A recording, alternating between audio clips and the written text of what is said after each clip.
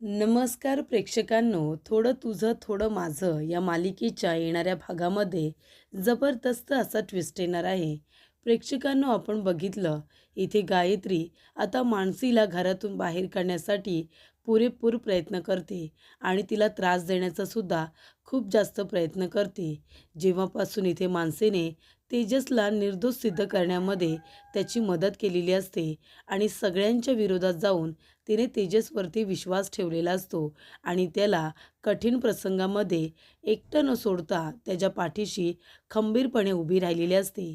आणि जेव्हा तेजस निर्दोष सिद्ध होऊन घरी येतो तेव्हा सगळेजण त्याचं चांगलं स्वागत तर करतातच, पण इथे मानसीने जो शब्द दिलेला असतो तात्यासाहेबांना, तो शब्द तिने पूर्ण केलेला असतो. त्यामुळे इथे तात्यांनी सुद्धा मानसीला एक वचन दिलेलं असतं, ते सुद्धा तात्या पूर्ण करतात. मानसीचा सून म्हणून स्वीकार करतात. स्वतःच्या हाताने तेजस आणि मानसी या दोघांच्या डोक्यावरती अक्षता टाकून मानसीला सुनेचा दर्जा देतात. तेव्हा इकडे खूपच जास्त गायत्रीला राग येतो आणि प्रेक्षकांनो, जेव्हा मानसी गायत्रीला म्हणते की आता तुम्ही मला हळदी कुंकू लावा आणि तुम्ही सुद्धा सून म्हणून माझा स्वीकार करा, या घरातला मेंबर म्हणून तुम्ही माझा आता स्वीकार करा आणि मला पाठवणीचा आहेर जो देणार होतात तो पाठवणीचा आहेर तुम्ही मला आता देऊ शकत नाही, कारण मी या घरची आता सून झालेली आहे. सगळ्यांनी माझा स्वीकार केलेला आहे. तेव्हा इथे मानसीने पहिलीच मात गायत्रीला दिलेली असते की पाठवणीचा आहेर न घेता ती प्रभू घराण्याची सून झालेली असते. त्यामुळे इथे गायत्रीचा जो राग असतो तो खूपच जास्त टोकाला गेलेला असतो आणि गायत्रीने आता इथे मोठा विचार केलेला असतो. तिने छायाला सांगितलेलं असतं की मी तेजसकडून हारणं पसंत करेन, पण मानसीकडून नाही, कधीच नाही. तेजसने एक वेळ मला मात दिली ना तरी मला इतका फरक पडणार नाही, पण मानसीने मला हरवण्याचा प्रयत्न केला तर मला खूपच जास्त त्रास होईल, असं गायत्री म्हणते. आणि त्या दृष्टिकोनातून गायत्रीने आपली वाटचाल सुरू केलेली असते. तिने मानसीला खूप मोठा धक्का देण्याचा विचार केलेला असतो. गायत्रीने मानसी आणि तेजसला एकमेकांपासून वेगळं करण्याचे प्रयत्न सुरू केलेले असतात. ती मानसीला म्हणते की तुला माहिती आहे का, ज्या तेजसचा तुला इतका अभिमान वाटतोय ना, जो तेजस तुला इतका चांगला वाटतो, त्या तेजसमुळेच तुझे वडील या जगात नाही आहेत, हे तुला कळतंय? तेजसने तुझ्या वडिलांची किती मोठी फसवणूक केली आहे ना, ती तुला माहितीच नाही आहे. तुमच्या पारगावला तेजस कशाला आला होता तुझ्या वडिलांना भेटायला, हे जरा विचारलंस का कधी तेजसला? तेव्हा मानसीला खूप मोठा धक्का बसतो. तेव्हा इकडे आता मानसी म्हणत असते की हे तुम्ही काय बोलताय मॅम? तेव्हा गायत्री म्हणत असते की इन्कम टॅक्स ऑफिसर म्हणून तेजस तुझ्या वडिलांना जाऊन का भेटला होता आणि तिथे गेल्यानंतर तुझ्या वडिलांकडून त्याने पैसे काढण्याचा प्रयत्न केला होता आणि त्याच्यानंतरच तुझ्या वडिलांचा जीव गेला होता, हे तुला माहिती आहे का? तेव्हा इकडे आता मानसी ही खूपच जास्त टेन्शनमध्ये येते आणि गायत्रीला वाटतं की आपण जे काही बोललो आहे ते आता मानसीच्या वरमी बसलं असेल. तिला आता तेजसचा खूप जास्त राग येईल आणि मग मानसी तेजसला आणि प्रभू घराण्याला सोडून निघून जाईल. तेव्हा इथे आता नंदू काकांनी ही सगळी माहिती शोभाला सांगितलेली असते आणि शोभाने गायत्रीला. तेव्हा गायत्री म्हणत असते की तुझा जर माझ्या बोलण्यावरती विश्वास नसेल ना मानसी, तर तुझ्या नंदू काकांना विचार. ते तर संपतरावांबरोबर काम करत होते ना, तुमच्या कुटुंबातील भाग होते ते. त्यांना विचार ना की तेजस तिथे इन्कम टॅक्स ऑफिसर म्हणून का भेटायला गेला होता संपतरावांना आणि त्यांना इथे पैशांचे व्यवहार बंद करायला का सांगितले होते, हे सगळं विचारून घे. तेव्हा इथे मानसीला माहिती असतं की गायत्री मला भडकवण्याचं काम करते, कारण गायत्री जे काही बोलत असते ते आधीच मानसीला माहिती असतं, कारण सगळं काही संपदाने सांगितलेलं असतं. संपदाकडून मानसीला ही माहिती आधीच मिळालेली असते. त्यामुळे इथे जेव्हा गायत्री मानसीला भडकवण्याचं काम करते तेव्हा मानसी म्हणते की मला याची कल्पना आहे आणि सत्य काय आहे ते सुद्धा मला माहिती आहे.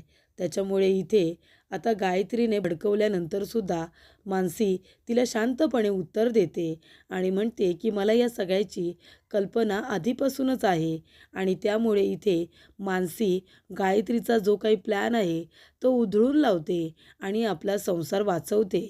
तर इकडे संपदाने ही माहिती मानसीला आधीच कशा पद्धतीने सांगितलेली असते आणि त्याचबरोबर इथे गायत्रीचा प्लॅन मानसीने कशा पद्धतीने उधळून लावलेला असतो. आजच्या भागामध्ये सविस्तरपणे आपण बघूया. तर प्रेक्षकांनो, इथे गायत्रीला संशय असतो की तेजस पारगावला नक्की का गेला होता. ही माहिती तिला हवी असते. तेव्हा तिला हे सुद्धा माहिती असतं की पारगाववरून आल्यानंतरच तेजसने गायत्रीला पैसे दिले होते. मग संपतरावांची आणि तेजसची ओळख तरी कशी, ही माहिती तिला हवी असते. म्हणून तिने शोभाला हाताशी धरलेलं असतं आणि ती शोभाला म्हणते की नंदूला भेटून, जो संपतरावांबरोबर काम करत होता त्याला भेटून तुम्हाला माहिती मिळवायची आहे की तेजस नक्की तिथे कशाला गेला होता आणि तेजसने त्यांना कशा पद्धतीने एवढी 2 लाखांची मदत करण्यासाठी चोरी वगैरे केली होती. ही सगळी माहिती आता नंदूला विचारायची आहे. तेव्हा शोभा म्हणते की ठीक आहे, मी विचारेन. तेव्हा नंदूला बोलवल्यानंतर नंदूकडून शोभाने पैसेसुद्धा उकळलेले असतात. ते पैसे नंदूने आणलेले असतात मानसी आणि संपदासाठी. पण ते पैसेसुद्धा इथे नंदूकडून शोभाच घेते. मानसीचा अपघात झालेला असतो, त्यामुळे ते पैसे नंदू काकांनी दिलेले असतात. तर प्रेक्षकांनो, ही शोभा मूर्ख बाई, तिने ते पैसे स्वतःकडेच ठेवून घेतलेले असतात आणि मग ती इथे नंदू काकांना विचारते की तेजस पारगावला का आला होता आणि संपतरावांबरोबर त्याची भेट कशा पद्धतीने झाली होती, काही सांगाल का. तेव्हा नंदू म्हणत असतात की सरकारी ऑफिसर म्हणून आले होते ना, इन्कम टॅक्स सरकारी ऑफिसर म्हणून आले होते आणि साहेबांना नंतर त्यांनी खूप मदत केली. म्हणजे साहेबांना इथे हार्ट अटॅक आला होता, तेव्हासुद्धा तेजसरावांनीच त्यांना हॉस्पिटलला घेऊन गेले होते आणि त्यांच्यावरती ट्रीटमेंट केली होती, म्हणून आमचे साहेब वाचले होते. त्याच्यानंतर मग लग्नामध्ये जे काही झालं ते तुम्हाला सगळ्यांना माहिती आहेच. तेव्हा इकडे नंदूने सगळी चांगली माहिती दिली होती. नंदू म्हणत असतो की तेजस खूप चांगले माणूस आहेत, सरकारी अधिकारी म्हणून आले होते. तेव्हा शोभा ही माहिती गायत्रीला देते. ती म्हणत असते की तेजस पारगावला संपतरावांना भेटायला गेला होता, कारण सरकारी अधिकारी म्हणून गेला होता आणि नंतर त्याने काही पैसे वगैरे सुद्धा घेतले होते. पण नंदू म्हणाला की जास्त काही पैसे घेतले नव्हते, पण इन्कम टॅक्स ऑफिसर म्हणून गेले होते आणि पैशांबद्दल त्यांना काही समज देत होते. तेव्हा इथे आता तेजस आणि मानसी हे दोघेजण एकत्र चांगल्या पद्धतीने राहत असतात, एकमेकांची काळजी घेत असतात. हे काही गायत्रीला बघवत नसतं, कारण मानसी तेजसची सपोर्ट सिस्टीम झालेली असते. तेव्हा इकडे गायत्रीला एक माहिती असतं की तेजसला खोटं बोलायची सवय आहे. म्हणजे लोकांकडून जर तो पैसे काढायला गेला तर तो काही ना काहीतरी खोटं नक्कीच बोलू शकतो आणि आतासुद्धा संपतरावांना तो भेटायला इन्कम टॅक्स ऑफिसर म्हणून गेला होता, म्हणजे नक्कीच काहीतरी त्यांना गोत्यात आणण्यासाठीच गेला होता. त्याचा हेतू जरी वाईट नसेल ना, तरी मार्ग चुकीचा होताच, हे आता गायत्रीला माहिती असतं. तेव्हा गायत्री म्हणते की याचा मी फायदा करून घेऊ शकते. मानसी आणि तेजसचा सुखाचा संसार मोडण्यासाठी ती आता प्रयत्न करत असते. तेव्हा गायत्री म्हणते की तुला माहिती आहे का मानसी, तेजस तुझ्या वडिलांना इन्कम टॅक्स ऑफिसर म्हणून भेटायला गेला होता, त्यांच्याकडून पैसेसुद्धा काढले होते त्याने. तुला याबद्दल काही माहिती आहे का. तेव्हा इकडे मानसी आता गप्पच बसते. ती म्हणते मॅम, तुम्ही हे सगळं मला आता का सांगताय. तेव्हा गायत्री म्हणत असते कारण तुलासुद्धा खरं माहिती असणं गरजेचं आहे. अगं तेजस तुझ्या वडिलांना पारगावला फसवायला गेला होता, इन्कम टॅक्स ऑफिसर म्हणून गेला होता आणि त्यांचे सगळे पैसे त्याने वरती काढून ठेवायला सांगितले होते आणि त्यातले अर्धे पैसे त्याने त्यांच्याकडून काढून मलासुद्धा दिले होते. तुला माहिती आहे का, त्याने पहिले 10,000 रुपये आणले होते. मग हे सगळं तेजस का करत होता. तुझ्या वडिलांची आणि तेजसची ओळख तरी काय. तेव्हा इथे आता नंदू काकांनी जी काही माहिती दिलेली असते त्याची आता खूपच मोठी माहिती गायत्रीने केलेली असते. जे नाही आहे ते सुद्धा ती सगळं मानसीला सांगत असते की इथे तेजस तुझ्या वडिलांना पैसे खर्च करू देत नव्हता, तुला याबद्दल माहिती आहे का. तेव्हा इकडे मानसी आता गप्पच बसते. ती म्हणते मॅम, हे सगळं खोटं आहे. तेव्हा गायत्री म्हणते हो का, मग तेजसला विचार ना की तेजस तुझ्या वडिलांना इन्कम टॅक्स ऑफिसर म्हणून भेटायला का गेला होता. तेव्हा इथे मानसी म्हणत असते की मॅम, मला याबद्दल सगळं काही माहिती आहे. मला माझ्या आईने सांगितले सगळं काही. म्हणजे तेजस जरी तिथे इन्कम टॅक्स ऑफिसर म्हणून माझ्या वडिलांना भेटायला गेले होते, तिथे गेल्यानंतर त्यांनी माझ्या वडिलांना फसवण्याचा प्रयत्न देखील केला होता. पण तुम्हाला माहिती आहे का, जसं त्यांनी काहीतरी चुकीचं केले तसंच बरोबरसुद्धा केलं होतं. त्यावेळेलाच माझ्या वडिलांना हार्ट अटॅक आला होता आणि तेव्हा सगळं विसरून माणुसकी म्हणून ते माझ्या वडिलांना हॉस्पिटलला घेऊन गेले होते. नाहीतर त्यावेळेलाच माझ्या वडिलांचं काहीतरी झालं असतं. पण त्यावेळेला ते माझ्या वडिलांना हॉस्पिटलला घेऊन गेले म्हणून त्यांचा जीव वाचला. राहिला प्रश्न त्यांच्याकडून पैसे उकळण्याचा. जरी त्यांनी त्यांच्याकडून पैसे उकळण्याचा प्रयत्न केला असेल, मला माहिती नाही. पण नंतरला त्यांना पैशांची गरज होती, तेव्हा तेजसने 2 लाख रुपये तुमच्या घरातून चोरले होते. हे सुद्धा मला माहिती आहे ना. ते पैसे चोरून आणून त्यांनी माझ्या वडिलांना मदत केलीच होती.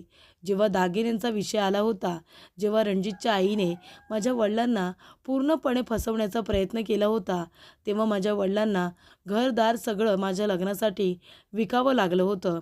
आणि तेव्हा पैशांची कमतरता भासली, तेव्हा तेजसनेच पुरेपूर माझ्या वडिलांना मदत करण्याची गरज होती, तेव्हा तेजसने मदत केली ना. आणि लग्न मोडलं तेव्हासुद्धा तेजसच होते माझ्या वडिलांबरोबर त्यांना हॉस्पिटलला घेऊन जायला. नंतर तेजस जे काही त्यांनी कृत्य केलं त्यासाठी जेलमध्ये सुद्धा गेले. जेलमध्ये पण ते राहिले. त्यांना त्यांच्या चुकीची शिक्षासुद्धा मिळाली असं मी म्हणेन. पण नंतरला त्यांनी एवढं तर काही चुकीचं केलं नाही ना. माझ्या वडिलांच्या मृत्यूला ते जबाबदार तर ठरले नाही आहेत ना. मग जर ते एवढे चुकीचे होते तर माझ्या वडिलांनी माझा हात तेजसच्या हातामध्ये का दिला? जशा चुका त्यांच्याकडून घडल्या तशा माझ्या वडिलांकडून सुद्धा काहीतरी घडल्याच असतील. आणि त्या दोघांकडूनही इतक्या चुका नाही घडल्यात ना, तितक्या चुका बाकीच्या लोकांकडून घडल्या होत्या. माझ्या वडिलांना त्रास देण्याचा खूप जास्त प्रयत्न करण्यात आला होता. तुम्हाला याबद्दल माहिती नाही आहे. तेव्हा इकडे आता मानसीने गायत्रीला व्यवस्थित सगळं समजावून सांगितलेलं असतं. मानसी म्हणत असते की तेजस जे काही वागत होते ना, त्यांना कुठे नोकरी पण मिळत नव्हती आणि त्यांना पैसेसुद्धा परत करायचे होते. तेव्हा ते चुकीच्या मार्गाला गेले जरी असतील तरीसुद्धा आता मी त्यांना सरळ मार्गावरती आणलं ना. त्यांना कुणीतरी फक्त आधार द्यायची गरज होती आणि तो आधार मी त्यांचा बनले. आणि माझ्या वडिलांनी माझ्याकडून वचन घेतलं होतं, काही जरी झालं तरी तेजसची साथ सोडायची नाही. त्यांनी आपल्याला खूप मदत केली आहे. आधी जरी तेजसचा हेतू चुकीचा असेल, पण नंतर त्याने स्वतःला सुधारलं आणि मग माझ्या वडिलांची त्यांनी मदतच केली ना, असं मानसी आता गायत्रीला सांगते. त्यामुळे इथे मानसीने तेजसची बाजू घेत इथे गायत्रीचा प्लॅन उधळूनच लावलेला असतो. तिने त्या दोघांना प्रयत्न केलेला असतो वेगळं करण्याचा, पण तो प्रयत्न तिचा सफल होत नाही. कारण मानसी तेजसची साथ सोडायलाच तयार नसते आणि तिने इथे गायत्रीलाच आता गप्प केलेलं असतं. तिला तिच्या भाषेमध्ये उत्तर देऊन आपला संसार वाचवण्याचा प्रयत्न मानसीने केलेला असतो. ती म्हणते की तुम्ही मला जे काही सांगताय ते सगळं मला माहिती आहे. मी तेजसची साथ कधीही सोडणार नाही, असं मानसी म्हणते. कारण हे सगळं संपदाने मानसीला आधीच सांगितलेलं असतं. ती म्हणते की तेजस जरी आधी चुकले असतील तरीसुद्धा ते सुद्धा सरळ मार्गावरती आले होते. मार्ग चुकीचा होता पण हेतू चुकीचा नव्हता. तेव्हा इकडे तिने आपल्या मुलीचा संसार मोडू नये म्हणून तिला व्यवस्थितरित्या परिस्थिती समजावून सांगितलेली असते. आणि त्यामुळे इथे मानसीने आपला संसार व्यवस्थितरित्या वाचवलेला असतो. तर प्रेक्षकांनो, आजचा भाग तुम्हाला आवडला असेल तर नक्की लाईक करा आणि नवनवीन अपडेट्स बघण्यासाठी आमच्या चॅनलला नक्की सबस्क्राईब करा. धन्यवाद.